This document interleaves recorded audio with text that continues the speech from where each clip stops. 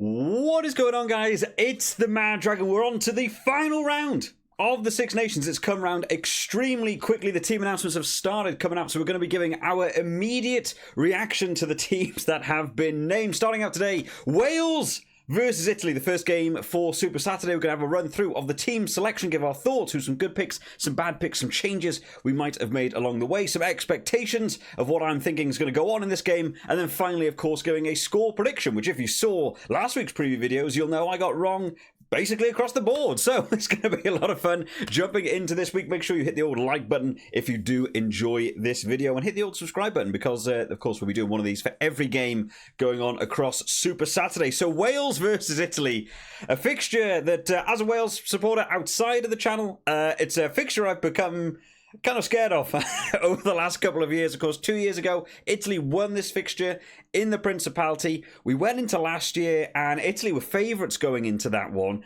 And it was probably the game I was most disappointed in Italy playing last year.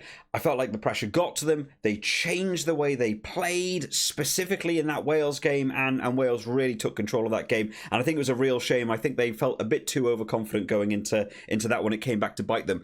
This year, Italy are on for something pretty special. They got a draw against France, which they arguably could have, should have won. They beat Scotland last weekend, who beat Wales. They drew against France, who beat Wales. So there's absolutely no reason why this Italian team can't come to the Principality and recreate what happened 2 years ago. Wales we'll start out by talking about because they are the home team. They played France last week. I expected France to win that game. I looked at the bench last week and said, I don't expect that Wales team to be able to hold out towards the end of the game. They held out much longer than I expected them to, but it was ultimately, once all those changes are made from the bench, it just seems to lose a lot of pace from that Wales team, and eventually France just looked very confident towards the end, right? So going into this game, there's been some changes made.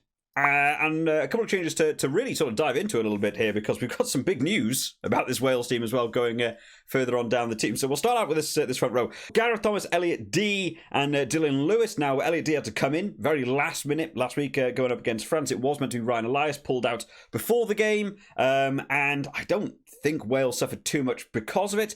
A lot of the attention is that on Ryan Elias was going to be the better scrummager going up against a power scrum that France have, and it really felt like, in all honesty, I felt like Wales were crashing and burning in the scrum, and got very lucky that that Luke Pearce wasn't really rewarding France for it. I thought Wales were struggling in most of the scrums, but the referee was saying use it as soon as the ball was at the back of the scrum. Now, I don't mind that, because something over the last few years we've seen a lot of teams buying penalties just by holding it in the scrum and getting power over. I'm in a little two minds about whether I think you deserve to get a penalty by being the dominant scrum. Feels right, but it does get a bit boring to see that repeatedly. I actually kind of like that the referee was telling them to get the ball out. I'd like to see that brought into more games. If it gets to the number 8, you have to play the ball or something. But I think Wales got a little bit lucky there. Italy bring a very dominant scrum as well, so that will be tested in that front row as well. Now, Dylan Lewis is starting this week. Azarati started last week, and Dylan Lewis,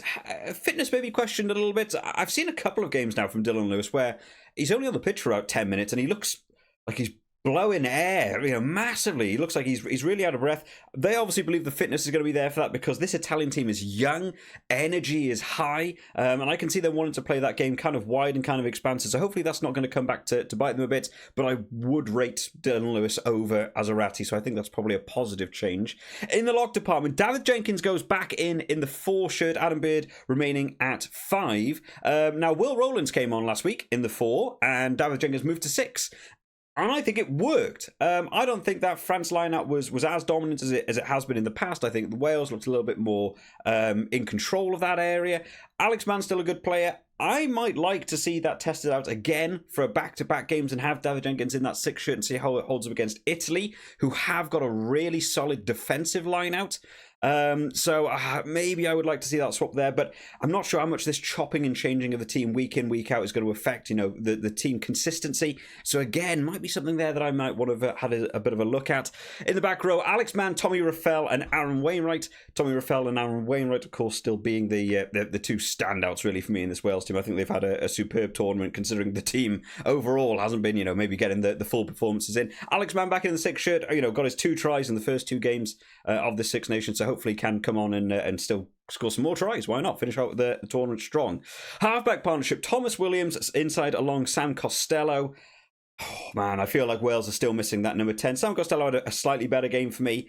There's a couple of mistakes still coming in for him. Just his open field kicking tactics, it don't seem to hit the mark. We saw one against France last week where he just kicked it dead from like the halfway line. It wasn't really even going to lead to anything. Those kicking tactics need to be worked on. I don't think that's entirely him either, because you can watch Sam Costello play at club level. Actually, his kicking can be quite on point. I think there's probably more injection from coaches saying we want to play this kicking game, and it's not quite synergizing with him, specifically. Thomas Williams, though, had a much better game. After last week's preview where I said the Wales scrum halves aren't impressing me, Thomas Williams was highest scoring scrum half of the round for the fantasy, and looked good doing it. Got try assist, was running all over the park. I was actually annoyed that he came off, because I felt like Wales really lost a lot of pace once Gareth Davies came on. I would have kept Thomas Williams on for the full game at that point. In the centre partnership, Nick Tompkins comes back in alongside of George North, switching it up from the partnership we got to see last week. This is the original one that we got to see that has been okay throughout this tournament so far. George North, though, announced yesterday retiring from international rugby, kind of out of the blue, at the end of this game. So you'd be hoping he would leave on a high, because he's had quite the career with the Wales international side. But I'm not 100% convinced that's going to be the way it goes. And we've seen a lot of, veteran Wales players exiting this Wales team on a loss in the last year or so. And hopefully George North is not going to follow suit with that. But, not entirely sure how that's going to go. But hopefully looking for a big performance from him in that 13 shirt. I'm not sure I would have put Nick Tompkins back in. In all honesty, I think Owen Watkin was playing well last week in at 12. I think Joe Roberts also had quite a good game at 13, to be fair. I'm surprised that Joe Roberts isn't still in the team. I haven't seen anything about him being injured or anything. I don't remember seeing anything about that. I think I might have looked to have put Joe Roberts on the bench for this game to have been brought on. I think I might have actually started Owen Watkin at 12, because I think defensively, I think he was doing pretty strong across that game against France. Was really reading the attacks quite well and getting out there off the line quickly. Maybe something that Nick Tompkins does occasionally struggle with a bit, just falling off of tackles here and there. And then in that back three, Rio Dyer, Josh Adams and Cam Winnett. This is the three we've been seeing all tournament. All honesty, I'm surprised Josh Adams is still going in this starting team. I don't think Mason Grady's been brilliant once he's come on from the bench. I don't think Josh Adams has done anything, and it seems to be kind of consistent across different interviews that I've seen with people, or just people's response on social media. I don't really think I've seen Josh Adams do anything, which is amazing, because last year I was singing his praises in the Wales team. This year he really hasn't hit his stride. Maybe it wouldn't be a bad opportunity to have seen him move back into that 13 shirt that Wales were experimenting with, maybe giving someone else a chance against Italy. Sort of what Josh Adams brings. I think what Warren Gatland's gone for here is just consistency. This is more like the team we've seen across the tournament. Some of these players will have played together much more across the previous years and stuff. They want a bit more consistency, a few higher caps where they can find them. I think this might have been the game to test someone else at that winger position. Again, maybe had Josh Adams on the bench for the concept of he can come on at fullback, wing or centre, and had a bit of a super sub. Again, I think there maybe could have been some chopping and changing there. Hopefully we'll have a better game for Wales this week. And then in terms of the replacements, Evan Lloyd, Matthias and Harry O'Connor coming on from the bench. This is an inexperienced front row going up against an Italy front row that's got some caps behind them. Going to be a big ask for them. It was the Achilles heel last week for me, was looking at that Wales bench and thinking that these boys are not going to carry this on. Big test for these lads coming on probably in that 50, 60-minute marker. We got to see Evan Lloyd come on last week, with Ryan Elias going out. They had some chopping and changing. Unfortunately, probably a bit late and a bit of a tough game for him to make a massive shift into that game. And I do feel it was a little bit of a drop-off from LET, which you'd expect, right? A newer player, lesser caps and stuff. This is a big risk. They're going for a totally new, brand new front row. But I'm looking forward to see it, because at the minute, Domachowski and Azarati haven't been impressing me. So I'm up for a shift up. Why not? Hail Mary time, make a big call and hope these lads are going to take the Italian pressure. Rest of the replacement forwards going alongside them, Will Rowlands and Mackenzie Martin to come on. He made a nice impact last week, actually. I thought he got on the pitch and really tried to put a bit of a stamp on it. Do I think taking Tommy Raffel off for him was the right move? No. I think Tommy Raffel is maybe the best player this tournament for Wales. I wouldn't have taken him off when he came off. I think that was an interesting move to make. And then in the replacement backs, Kieran Hardy, Ewan Lloyd and Mason Grade to come on there as well. And I'm glad Kieran Hardy's coming in, because Gareth Davies last week I think there was an immediate drop-off with Thomas Williams coming off. I would like to see Kieran Hardy have more game time. I might have liked to have seen Kieran Hardy start, in all honesty. Younger lad, again, looking ahead to future tournaments, next World Cup. He's probably going to be the main guy there. Thomas Williams I think he's around 30, 31. He's going to be 34, 35 for the next World Cup, something like that. So I would maybe like to see Kieran Hardy have started this game, get in there, make a big impact, and have Thomas Williams, who performed very well last week, come on from the bench and, settle the ship down if it's not working for them. Across the team then, overall thoughts... It's still 50-50 for me. I haven't been convinced by this Wales team throughout the tournament. There's changes I would have made in there. There's a couple of areas that worked well for them last week going against France. Again, the defensive maul for Wales is still looking strong. The lineup's still looking a bit creaky. The scrummaging last week was looking a bit creaky. Rio Dyer's been solid on the attack. I think the centre partnership last week with Owen Watkin and Joe Roberts looked a little bit more aggressive. And we saw Joe Roberts getting over for his try as well. I want to see that from the centre partnership this week. I just want to see that energy brought and have some belief that this is really a must-win game for Wales, right? There's been a lot of stats thrown around recently. Wales have won one of their last 11 games in the Six Nations and all these different things. This is a must-win game. They haven't been performing, as well as a lot of people expected. They're coming on the new World Cup cycle now. You want to get a win. I think this is an Italy team that's going to be hard to get by. I actually think it would be quite a good result to get a win over Italy here. But the task, of course, in the table is they need to get the win with a bonus point without letting Italy get a bonus point. So can't finish within 7, can't score 4 tries. It's a big ask to not come last in the Six Nations, but for me, I think getting the win would be a big momentum shift for a bit of a newer Wales team with what they've been doing this year. Talking of the opponents then to battle it out for that last place in the Six Nations, Italy, who may even move further up the board. They've been having a really good Six Nations. Got the win over Scotland last week. Just a solid performance. Scotland again having sections where they just drop off from a game and just letting Italy, take control of that game.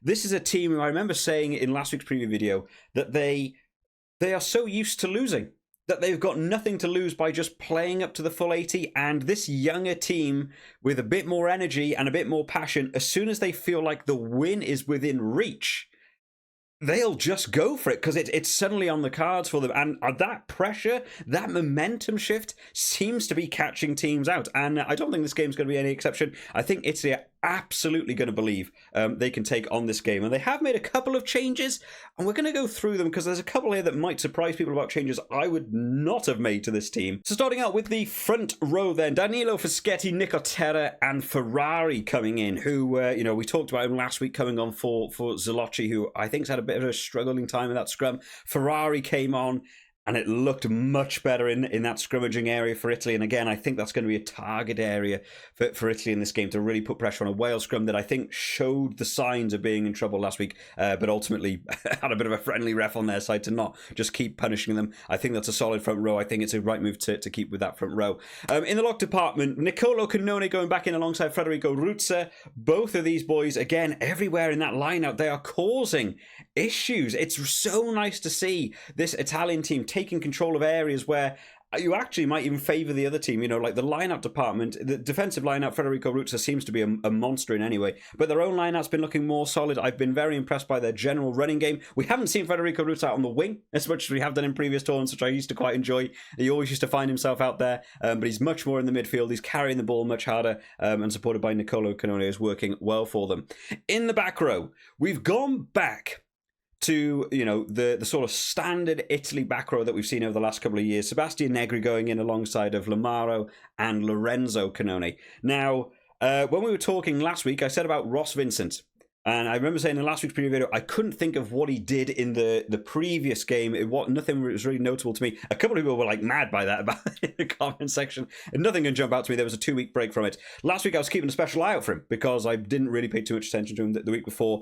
And boy, oh boy, did that guy get away? And I think that's, an important player potentially in this Italy team. What a rapid back rower.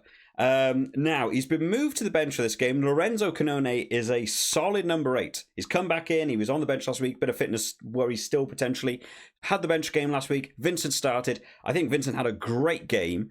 Lorenzo Canone starting this week. I actually kind of want to see Vincent start again. I think it's one of the things in this Wales team, the way they seem to just concede ground is the consistent attack. Pick and go, pick and go, pick and go. Wales begin to bunch up, and then you ship it out a little bit wider. You hit the gap, and suddenly it's a massive scramble defence for this Wales team. Someone like Ross Vincent, who has pace and power, hitting a gap a little bit wider out, use some of the other forwards to narrow a defence and ship it out wide for him to hit the line. I think Wales would struggle with dealing with someone like him with that amount of pace. And I'm wondering whether I actually might have wanted to see him start. Now, that same logic still applies to being on the bench. Of course, he's going to come on when Wales players are slightly more tired. So obviously, there'll probably be a bit more room for him to do exactly that thing. I'm hoping he gets a good amount of game time, though. I would maybe like to see 50 minutes from Lorenzo Canone and then see Ross Vincent come on and have a really good stint of being able to punish the Wales defence. In the halfback partnership, Stephen Varney goes back in alongside Paolo Garbisi. Now, Stephen Varney came on from the bench last week, scored his try. I still think Pajrello is doing a great job. Again, I might have had Pajrello starting this game. My understanding of what I'm kind of seeing here from this logic might be the idea Pajrello's got a long-range boot on him. So having Stephen Varney start, he's a good scrum half, he's got high energy, got a try last week. I wouldn't be surprised if we get to see something similar this week. But this game could well end up being closer on the scoreboard, as we've seen in the past with with these two teams when they played in the Principality 2 years ago. That final kick was something that can seal it out. Pajrello, late minute penalty, halfway line, range opportunity. Pajrello has that range. That might be what they're thinking. If there's a late minute penalty and we're down on the scoreboard, he's someone that could potentially win the game from them from a bit more distance. And the Wales discipline was actually good last week against France until that sort of second half when penalties began to creep in a little bit. So that might be a winning opportunity. We'll have to see how that gets on. In the centre partnership, Menoncello going back in alongside of Brex, who are these boys, man. They're playing so well. Brex got over for his try last week in a really nicely worked move. Something I've been seeing a lot from Italy over the last couple of years. Everything is very scheduled, everything's a set play, everyone knows where they're going to be, it's all sort of very organised. Something like the try that Brex got, though, completely caught Scotland off guard, having the scrum half further outside of the line out, passing it out, a chip kick over the top with someone running onto it.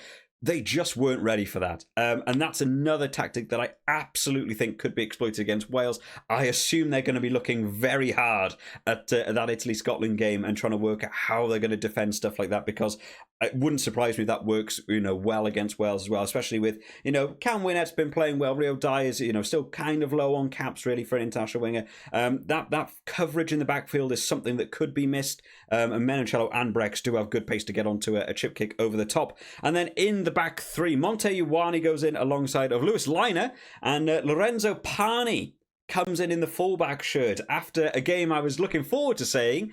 Capwota last week had a really solid game at fullback, and I was sort of saying in previous games I've seen him, I prefer him on the wing to fullback. He had a much more mature game at fullback. He was so team orientated, he was running all over the place, defending well, shut down Duan de Merva on one wing, was looking to support players. I think he was maybe his best game at fullback I've seen, and he's not in this week. He's broken his finger, apparently, in last week's game, and it's ruled him out of this one, which is a real shame. Lorenzo Pani coming back in, is still a good player. I would pick him over some of the other fullbacks that are in that Italian team, but I think maybe missing out on Capwota is going to be a bit of a blow attacking-wise for them. But Lewis Liner got over for his try last week as well, so there's still some danger backs here. Monte Ioane feels like he's been a bit quiet last week. Actually, I was expecting him to do a little bit more. And then quickly then in terms of the bench, because I've been rambling on about this one already, Lucchesi goes in alongside of Spagnuolo and Zalocci. For me, it's a better front row. It's a better front row than I got to see in the Wales bench. I'm expecting them to come on and potentially take over that area. Rest of the replacement forwards, Zambonin, Vincent and Zuliani. 6-2, they're going power, and I think that might be the right way to go. They did go for the 5-3 last week, but Marine didn't come on until like 79 minutes, so ultimately you're just sort of having a sort of wasted position on the bench there. A 6-2 is probably a better move. Try and punish that Wales forward pack, where I think France sort of showed the way in last week. I think this is the right move, and then Pajrello and Marine to come on at some point. Hopefully Marine gets a bit more game time than he did last week. A bit harsh to bring him on so late into that game. But what do we think about this game? Because genuinely, when I sit down to these videos, this is a complete reaction to the team. I've just seen them now. Who do we think is going to win this game? I genuinely don't know. My brain immediately says, you know, Wales should be able to shut this one down. George North's last game, Wales have gone back to the more consistent team. This should be a game they know they have to win, this Six Nations. But this Italy team's looking good, and they've been pretty consistent with some of the changes. Do I wish they'd made a couple of other changes to this team and put it a bit more like we got to see against the Scotland team? Yes. But I think some of those areas might be something Italy can take over. I'm actually going to say I think Italy might win this game. I think Capuozzo being lost in that fullback position is going to be a bit of a blow in terms of a counter-attack. Wales are going to need to have a very structured game to be able to take on this Italian team. Possession being given back, we saw it last week against France. They keep giving the ball back, and Italy's one of the teams they need the possession to be, you know, super dominant. So Wales would have to avoid doing that. I'm actually going to lean towards Italy. And I think it's the first time I've ever said that on the channel. I think this might be the first time I've ever said that on the channel for one of these previous videos. I'm going to say Italy to win this game by 4 points. That's what we're going to go for. Will I be right? Will I be completely wrong? Who knows? We'll get to see in Monday's video when we, of course, take a look at the results and go over the world rankings and stuff, guys. But, of course, let me know your thoughts down in the comment section. What do you think of the teams? What do you think the score prediction will be? Do you think that Wales will be able to take this one at home and maybe even save themselves from that 6th place position in the Six Nations? Let me know all that fun stuff down in the comment sections, guys. I hope you all enjoyed this one today. Sorry it's gone on a little bit longer. I get very passionate about rugby, and it's the final weekend, right? Got to go on a little bit longer. I'll see you all next time, guys. Bye-bye.